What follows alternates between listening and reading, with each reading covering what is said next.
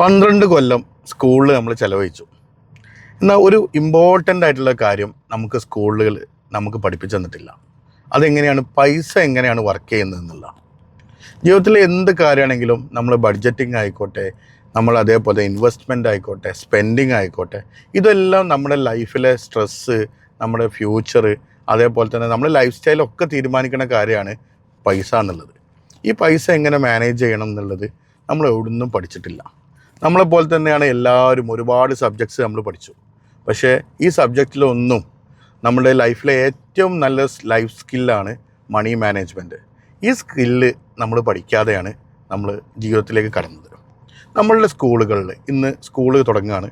നമ്മുടെ സ്കൂളുകളിൽ കുട്ടികൾക്കെല്ലാം ഫിനാൻഷ്യൽ ലിറ്ററസി ഒരു സബ്ജക്റ്റായി വേണമെന്ന് ആഗ്രഹിക്കുന്ന എല്ലാവരും ഇതിലെ കമൻസിൽ യെസ് എന്നുള്ളത് മെസ്സേജ് അയക്കുക. നമുക്ക് ഇതിന് വേണ്ടിയിട്ടുള്ള ഒരു പ്രയത്നം തുടങ്ങാം.